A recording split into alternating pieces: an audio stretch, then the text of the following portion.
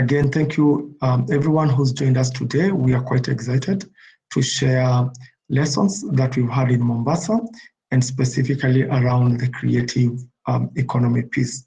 Just to start by giving a little bit of background. The creative economy, it's one of the largest sectors globally, though it has been, simply to say, heavily underreported on in lieu of its contribution globally. If we take, for example, it contributes to around 13% of the global economy. It's bigger than mining. If it was a workforce, it will be the largest workforce globally. If it was a workforce in a country, it will be the largest country in the world in terms of workforce. If you look at the earnings alone and going more specifically, 2.5 trillion. This was pre-COVID in 2020 and 2019. In Africa, if we take North America itself, we have 620 billion contribution to North America and employing around 4.7 million people, 58 billion in Africa itself, in Europe, 709 billion, in Latin America, 124 billion, and in Asia, 743 billion, making it a very big contributor to not only the economy, but as a pathway that can generate opportunities for the young people. Now, if you dissect further and look at why this is achievable, it's because the creative economy itself, it's beyond just the artists. It's more about the people who support the artists and the number behind that. So if you take film, it will take on average 150 people to do just a single set, perhaps with 1 or 2 to 3 actors to just support the casting people, the stars, costume designers, gaffers, etc. If you take music and performing alone, a lot of roles and jobs that fall within there. If you go to visual art, the same, fashion and design, digital media and culture. So now, to say the least, its contribution cannot be undermined. Coming closer home here in Mombasa, it's a big driver. Already we know we have over 40% of people who make meaningful income that's above minimum wage. And a lot of these people are self-taught, again, having very low barriers to entry. Our demand mapping in Mombasa shows that over the next 5 years, we can create 10,000 jobs with minimal investment, targeting the young opportunity youth. So having said that background and looking at the impact that the creative economy can do, I'd like to take this opportunity to introduce myself more in detail, then my colleague, and then Sisi, then I will just jump on to the key questions. As I mentioned earlier, my name is Stanley Gichobi, working with Global Opportunity Youth Network, based in Mombasa, focused on creating economic livelihood for young youths in Mombasa. And I'll ask my colleague to go next. Hello, my name is Helen Monzia. I'm a volunteer at Swahili Pot Hub and also a creative. Over to you, Sisi. Hi, I'm Cici Rojas, and I'm president and partner of Tico Productions and Tico Sports. Thank you. So I'll start with you, Sisi. Maybe you can tell us a little bit about Ticos and how it connects to the creative, and over the years, what are some of the highlights you can give in line of the sector? Hi, well, sure. So thank you again for having me. We have a multimedia, multi-production company, and we're also multilingual. We're located in the heartland of the U.S. We are very much a part of the creative economy. We do, we have all of our jobs are mostly in the creative and technology space, including sports broadcasting, which has a many career fields attached. I mean, that are creative. And so we are constantly, looking for individuals that have basic skills in, video, graphic design, animation, audio production skills, filming, anything that you would associate with mass media. That's in our wheelhouse. About everything that we do has a creative edge to it, and we encourage our folks to be. Most people that come on board to us are also community centric and community minded. That's one of the reasons we've been able to find success, is because we are authentic in message delivery, because we understand our community, and we have a cultural competency in addition to a language competency that helps set our organization apart. And much of it too is driven by young people, and there's the unique skill sets and insights that they bring to our organization that we are constantly cultivating and encouraging them to to bring that experience and that insight to us. Thank you, Boda. That's quite interesting. And I think the highlight that you've picked is the role of young people in actually co-designing and bringing experience. I usually make a joke and say, if you don't know about diverse opinion, if you're in from different generations, try joining Snapchat or TikTok. And if you're struggling, then you'll know. I'm in the generation that think Facebook is the best thing that ever happened. While Right. I know my sisters and younger people who think, what is this that people are so excited about? Talking about diversity and the role of young people, even in co-designing, I want to now turn over to my colleague Helen. Tell us about your journey, what you do, and how you came to the creative and your role as part of the creative team in Mombasa. Okay. I'm a fashion model. I've been in the industry since 2013, and I majored mostly on beauty pageants and fashion shows. So I've been in industry as a freelance model, and you know that being a freelance model, sometimes getting jobs, it's a little bit tricky, and you need to have the right skills to be able to get into it and to do it without needing a manager. So what has been the most challenging part is the fact that when you're a freelance, most jobs you don't get, you have like to get a manager to connect you to these jobs. And looking at the Kenyan industry or the Mombasa industry and the modeling industry, it's taking time to pick because of the culture belief of models. And this is something that in Mombasa, I'm struggling to fight, because models are decent models and we do our jobs professionally, but the community is taking time to adjust and to understand the impact that we have in the creative sector. So basically in Swahili Pot Hub, I'm part of the creative team, because in Swahili Pot we have two dockets, the techies and creatives. I'm part of the creatives teams, and I'm the talent manager and data analysis. Also in the creative pathway, I'm also part of the team that is leading the creative pathway. Yeah. And I think maybe if I can, you've said, even as Sisi were talking about diversity of opinion and challenging what's there, I can see, Helen, you're clearly saying that this is what society from where you're coming from perceives the creative, and especially a practice within modeling.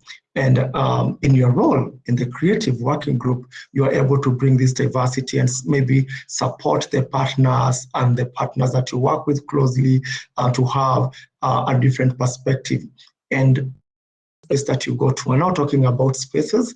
I'm happy Maurice has joined us. I will not do much introduction, but I'll just give an overview and put that with a question. Maurice, so you'll do the introduction and the question.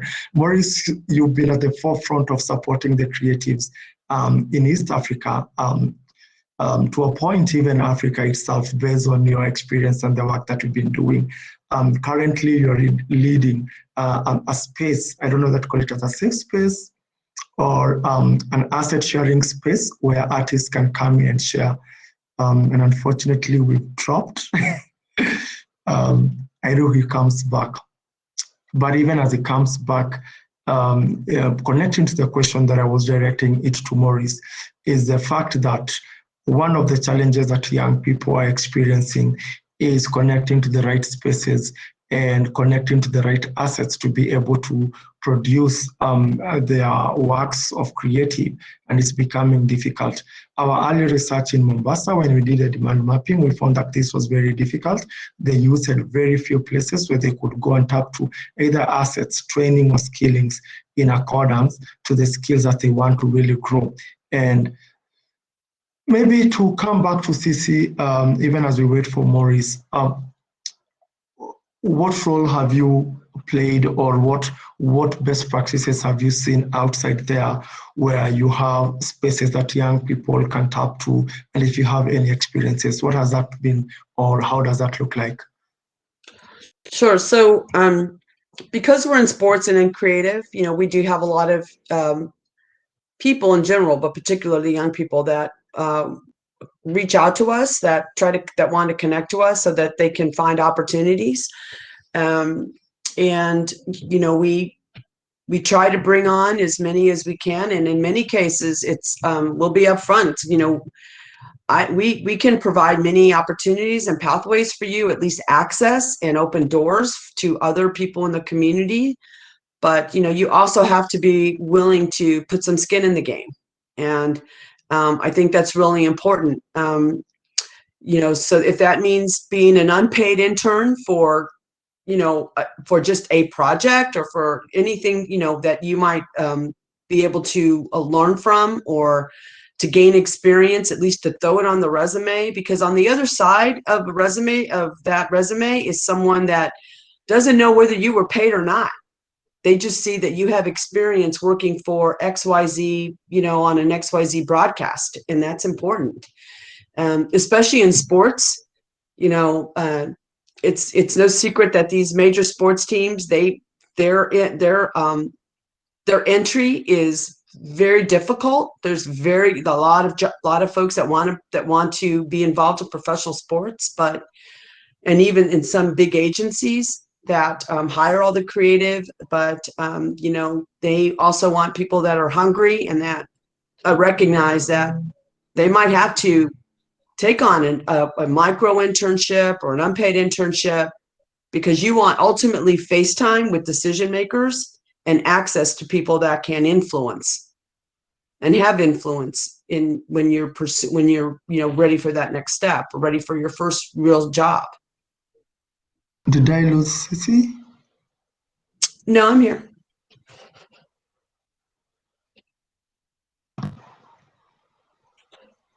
I think I might have lost Sisi. Good. Maurice, I think I'm appreciating the challenge, the new platform. I'm receiving a lot of feedback from people on the same. Nonetheless, to see you. So you just disappeared before Sisi was talking, and I think we might have lost her. But the main question was and supporting and creating opportunities for young people, because it's not only about policy, it's not only about discussion, it's also about accessing assets. And I was just introducing you by saying, even from Meta and even now to Bar, one of the things that you've been focused a lot is on how you can create platforms, and specifically with your current work, on young people to sort of come and share their creative piece. So maybe you can introduce yourself, share a little bit about what you do at the space, and then maybe give us a perspective on why and how you arrived at this decision. Like, what were the... Over to you, Maurice. Thank you, Stan, and sorry for the lateness. Please do let me know if I drop off. My internet is a bit clunky, and I apologize that I'm not well prepared for this very interesting and important conversation. So my name is Maurice Otieno. I'm the Executive Director of Baraza Media Lab, which is the place where I am right now. Before this, we started and launched a space called Meta Nairobi, which is basically a connecting platform for entrepreneurs to the resources that they need. And that is connections from investors to organizations, or even to connecting entrepreneurs to themselves so that they can learn from each other. And through my work there, we got to learn a lot about how does policy affect the ecosystem, how does policy affect the distribution of talent, as well as how does lack of talent actually sometimes stifle the growth of our whole industry.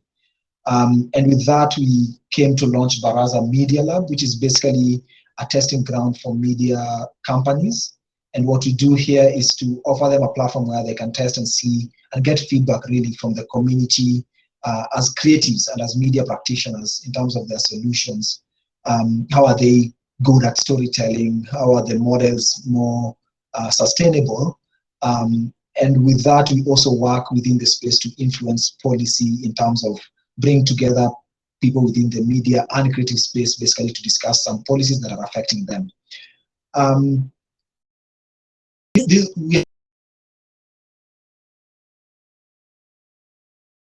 The creative space itself has been very critical in bringing out the challenges of our times, either through music or poetry. And I'm sure the Kenyans on the call will appreciate when you hear a musician like King Kaka, and he uses his art to sort of like communicate some of the injustices that we are facing in the country, right?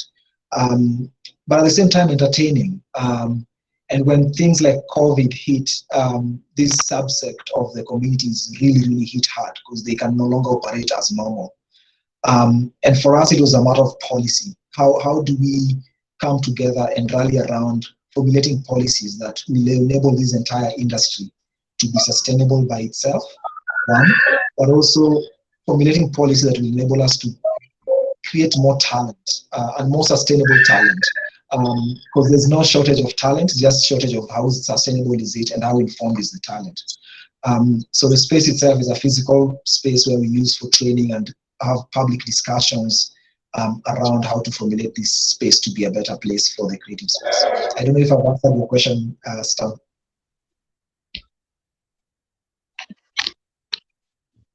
And perfectly. And I love the angle that we brought in, even as you're talking about the role of the creative economy. So on one side, we are looking at the potential it has in terms of creating even economic opportunity for artists. But even more than that, it's going ahead and it has a role to play either in civic education and bringing out conversations that are pushing towards positive. So, and this is usually an amazing affirmation that the sector is not only a training sector, but we can see it's an edutaining sector. I can pick up Maurice, even same cases here. We've seen artists like Njugush, what he's been doing. He's a performing artist, he's an actor, but whenever there's serious conversation, he will pick a piece and act and sort of evoke conversation that are geared towards change. And this is and perhaps the sector needs to get more attention that it deserves as well. And maybe moving to the next question around that and coming back to you, Helen, on this part for this change and tapping opportunity is driven by the young people who are passionate about changing the status quo. From your perspective in Swahili Pot, how have the young people contributed to the development of ideas or strategies that keep on improving the creative ecosystem, bring more value to it? Okay, thank you. So I'd say that at Swahili Pot Hub, we are able to be given that priority to just share our ideas and are given enough space to grow with them, whereby most ideas are incubated. And we find support people who support these initiatives and ideas. And in the creative space, we have a lot of, like, it's a great field because most people, when they hear about creatives, they just see the end product. They don't see the hustle behind the scenes, because I'll talk for myself as a model. That pretty picture that someone sees, they don't see the photographer, they don't see the makeup artist or even the designer, which these are people who come together to make sure one skill is improved.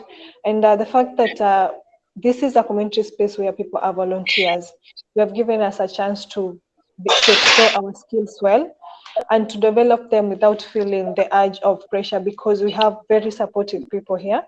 And I would say that creatives in Mombasa are really doing great right now because they've realized the importance of working together as a team. And that is something that for me is making a lot of sense at the moment. They are no longer selfish, like they don't want to give you support because of the odds that you'll maybe make it more than them. But right now, the good thing is that they give you that support that you need. And when one person goes up, the rest of the team surely will support you in whatever you're doing. Exciting, and welcome, Wishmo. To the panel. We are having a discussion around the creative and looking at how it taps to the different opportunity. I do understand that different people have been struggling to join in, so don't worry, you're not alone across the session. But for this specific one, maybe you can yourself and what it is that you do with the creative. In line of that, we can pick from there. Okay, IF1. And you are on mute.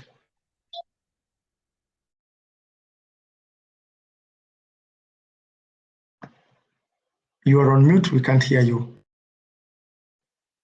Can you hear me now? Yes. Okay. Yeah, I'm Wishmore from Zimbabwe MCA. I'm the chairperson for my branch. Then I'm also a professional entrepreneur. Currently working with young people to build their future for tomorrow. So actually, it is a session actually to get some ideas and to share some ideas. Which on my side, I'm actually starting. Maybe I can just get a bit of a background, national level, national level, where I think most of you understand that the economy of Zimbabwe was actually very bad for the past 3 decades or so. And the situation was not friendly for most generation that have been given birth during this period.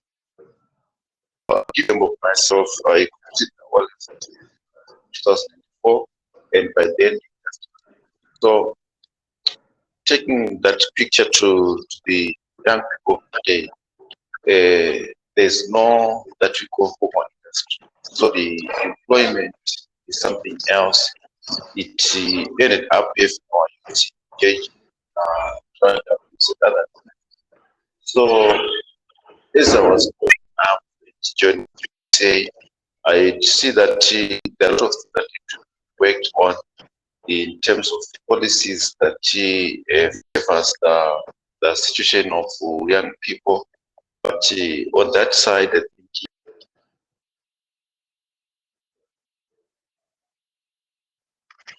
welcome, Mahmoud. And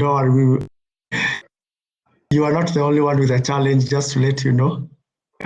We've had people get in, get out, and I think other panelists have not even managed to log in.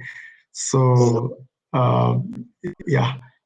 So, and Mahmoud for coming. You've come at a very good point of the discussion. So you will start by introducing yourself, and then we can maybe delve a bit deeper on the role of young people in supporting the creation of creative ideas and building up the creative pathways as well.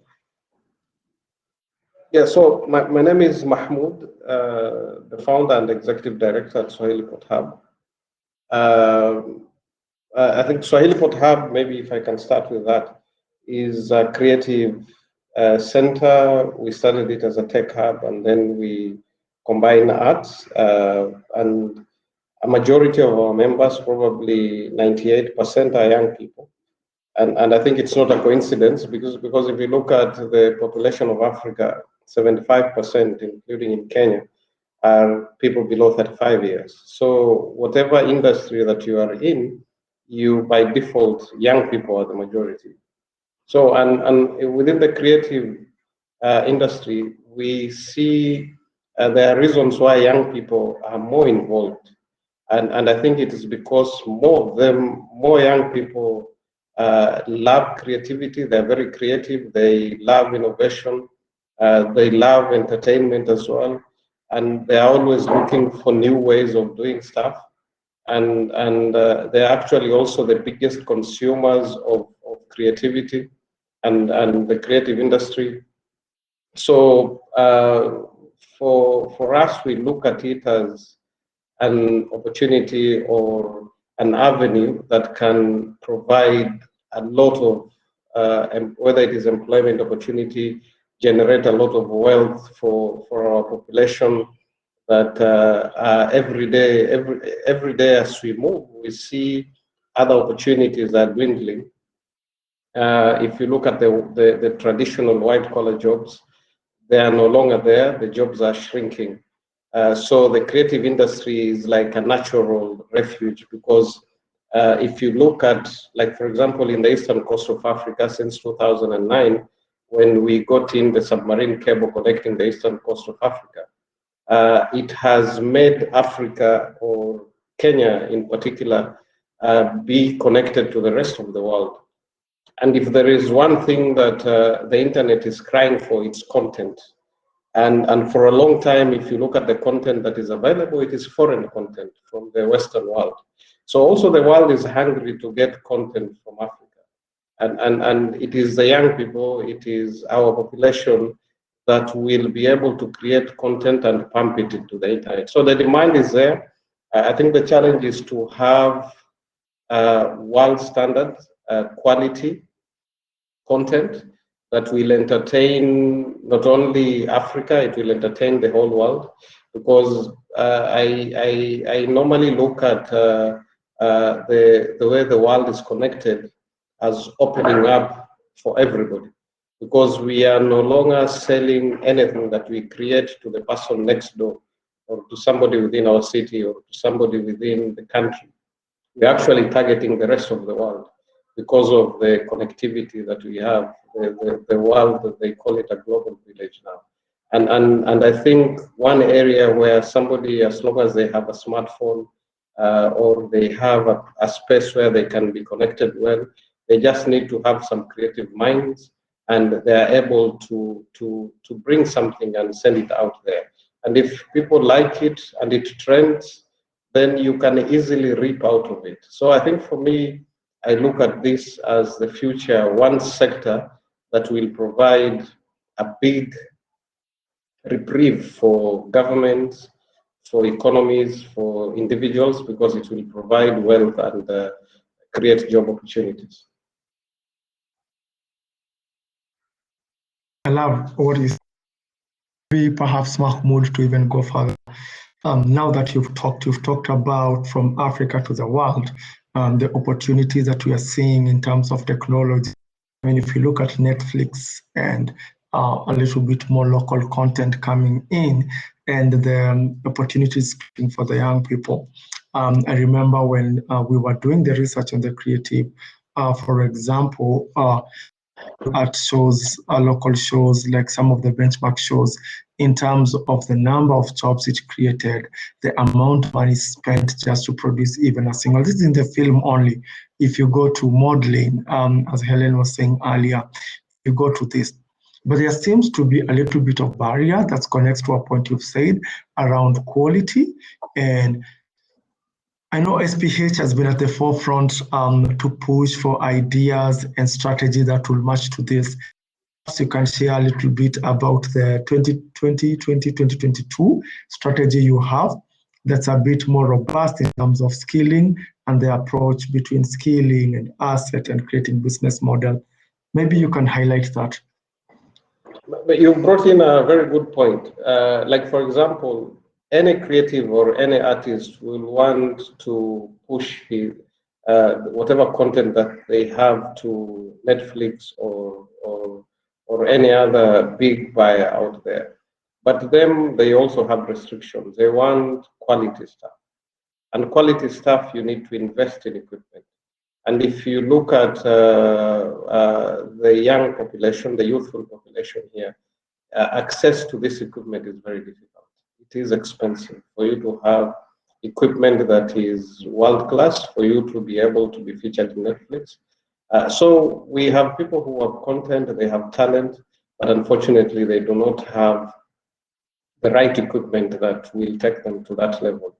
And what we've done as Swahili Pot Hub, as a creative space, is to one, try build a collaborative, build a network of partners through the Global Opportunity Youth Network, which has brought in a couple of people led by Aspen Institute, Global Development Incubator, Catholic Relief Services, and Youth Build, Swahili Pot Hub, the government, both levels of government, the local government and the national government. We've also brought in the private sector.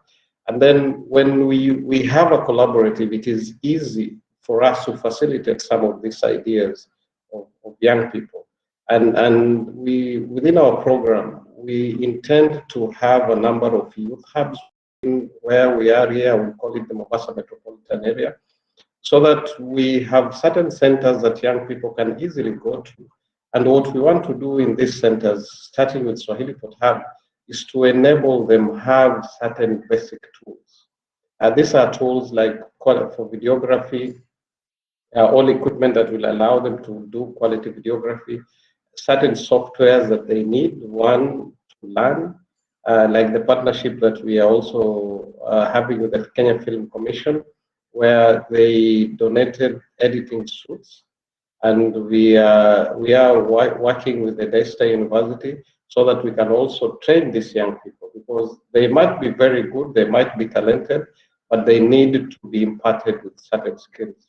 Now, these skills, although most of them have not even gone to college, some have even not completed probably secondary school. But what we are doing is we give them certain skills that probably they will just have to do it for a short period, maybe a month, maximum to about 6 months. And then once they have gotten these skills, we allow them the use of our equipment, but at the same time, we also link them to mentors, link them to people who are in the industry, people who are already making films that are being shown in our screens or in our TVs, so that they can work under their wings, because mentorship is also an important thing. So once you give them skills, you give them access to some of the equipment, you give them I would call it apprenticeship, or working under somebody who is skilled. So over time, they are able to learn more, and after that, it will be easy for them now to move to the next level. And then finally, after you've done all this, everybody cannot rely on the equipment that we have at a particular center. Now, the other level is how do we work with partners so that they can access either grants or startup kits, so that a young person should be able to have some basic equipment, even if it is shared among a few of them. So it's also important to allow them or to connect them to sources of funding, or sources where they can get, whether it is a loan or a grant or equipment for hire, and then they will be able now to move to the next level. So it is something that needs a lot of collaboration. It's not something that somebody can do alone. We have, for example, funds from the national government. It's important for these young people to access the same. It's also important to continue lobbying government to make it easier for them. For example, for the creative sector, it's difficult if movies are not being made in Kenya. So how do we lobby government to make it easy for people to shoot movies in our country, so that they are not able, taxes or the tax regime does not discourage them from coming here and going to other countries. So I think it is something that we have to collaborate, and I'm sure if all players work together, the creative sector has got a huge impact to our economy.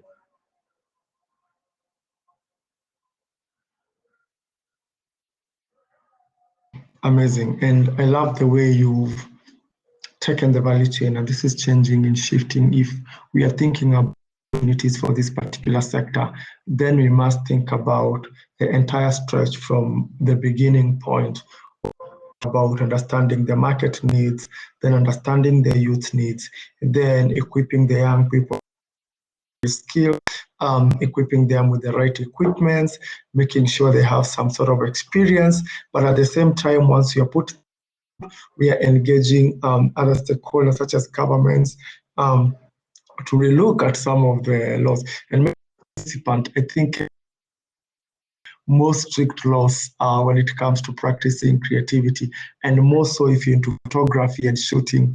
We found that from our research in particular areas, like including Mombasa, just to shoot a video, you'd require sometimes a minimum of around $1,000 a month. And if you're imagining it's a young person who's dropped maybe out of high school even, not gone to college, they come from a very humble background, it will never be able to achieve to do anything, because when will they ever be able to raise the $1,000 to shoot and then see if the concept will sell to make profits? So these are some of the challenges that we are seeing. And maybe I'll want to come back to Helen. You've talked about challenges around perception, but now I want to shift it in terms of skills, in terms of the legal space, policy, in terms of financing. What are some of the biggest challenges while trying to build your career, or you continue experiencing in your career moving ahead? Wow, the biggest challenge we're facing policy, because for example, just look at the modeling industry. In Mombasa, we don't have a council or organization that represents models, and we only have one in Kenya, so Kenya Fashion Council in Nairobi.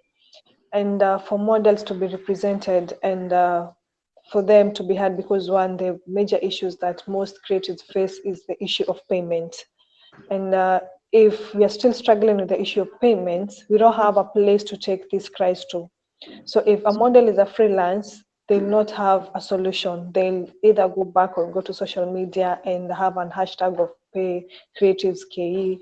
And then after that, maybe have few volunteers who are going to take that space and try to sort that issue. But it's an issue that up to now, I would say, has not been sorted out, because we're still going to these jobs and not getting paid. And we don't have a body that represents us.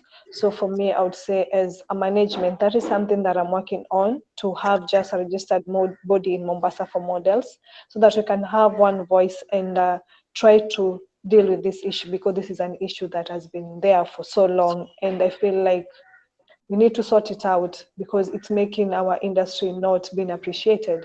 Because now the clients come with the perception that models don't need to be paid, because when a model get a job and they go to someone who wants to pay them peanuts, they look at it in two ways. One, maybe they have stayed for a month without any job, and this is a job whereby maybe they're going to be paid 1,000 bob. They'll go for this job because they have stayed for a while without that job. So we are trying also to make clients understand our worth, and it's a process, but I believe that so far I'm doing well. I have good support, and I'm hoping that you're going to solve that issue, because for me that is the only issue that I feel is making the industry lag behind. And I feel that once we solve that issue of payment, the other ones for skills and management will fall in place immediately after that. Quite a sensitive issue there. And we've talked about the associations and the role of these associations. And I know based on the one at SPH in Mombasa, one of the strengths you have is the use of a creative working group that brings different stakeholders to sort of champions. I mean, the I don't want to say the rights, but the needs of the artists in the ecosystem. So whether this is supporting the artists themselves in understanding how to do contracting, or engaging organizations for better practice, or engaging the government for improved policy, and so forth. So I believe that's one of the pathway. Maybe Mahmoud, even as we draw to a conclusion, in terms of practice to share, coming from a very strong background, and creative, and more so SPH being known as a center for creatives. How has the creation of working groups or this sort of groups or association. Yes, is together for strategy, for partnership, and for better terms for the creative. I think what we've learned as Swahili Pot Hub for almost 5.5 years that we've been in existence, it's very difficult to work alone. You must work within a collaborative. You must work with the ecosystem for you to have especially systemic change, or you have impactful change. And one of the important pillars of a collaborative is the working group, because in the working group you have people with different strengths coming from different organizations, all stakeholders, but all with a common goal. And within the working group, you are able to share responsibilities. In the working group, you have players within the private sector, you have players from both arms of government, the national and the local government, which is county government in our case. We have, for example, Swahili Pot Hub. We also have other players, for example, Allianz or Little Theatre or anybody else who are within the space of the creatives. And also people who are termed as authorities within the creative sector. So when people come together, it is easy to even move mountains. So what we've seen is within the working group, we are even able to help legislators craft certain laws that will be enabling the creative sector to grow. It also becomes like an arm where legislators or people in government will be able to get certain content, because also research is expensive. But within the working group, you'll find people who are expert in the creative industry.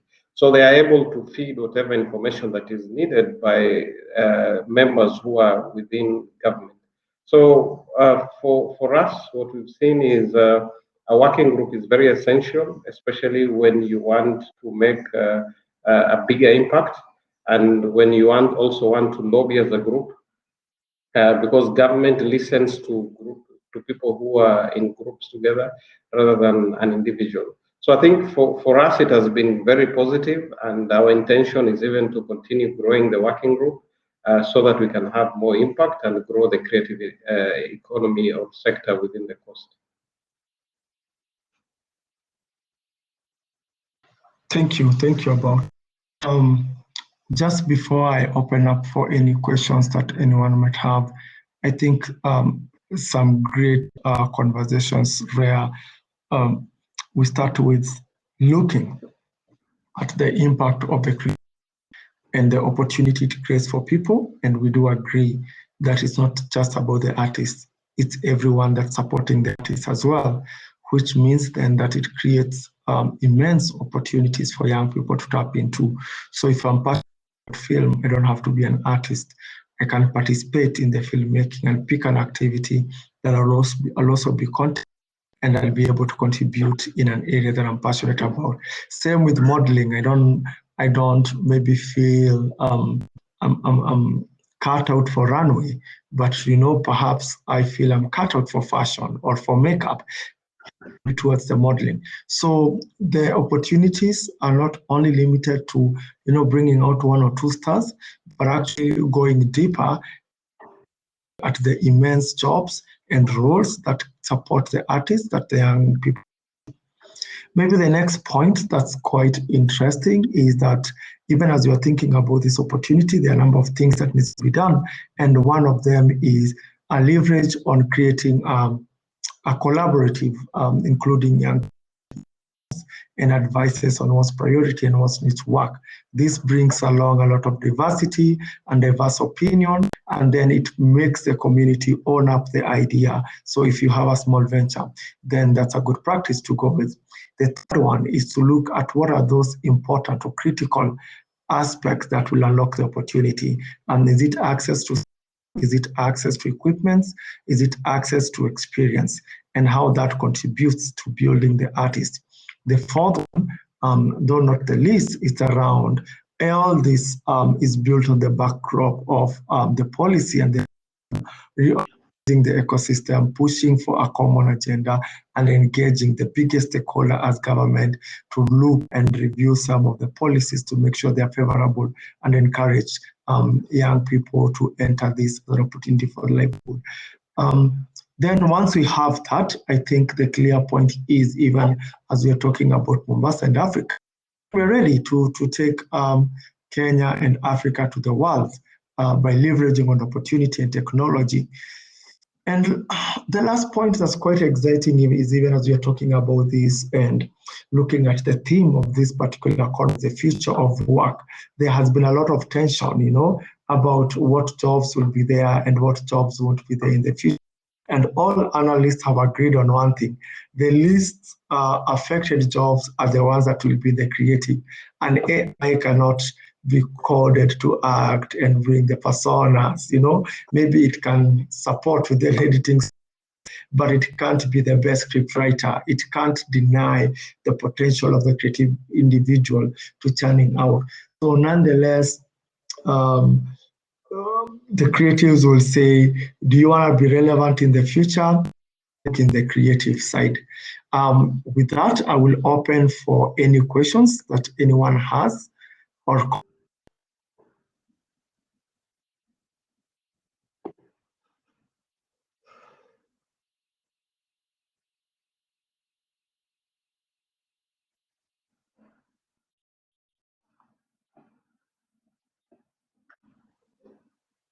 all right. With 1 minute to go, I would want to once again thank you for everyone who took time to join this session. Let's keep on building the pathway and let's invest.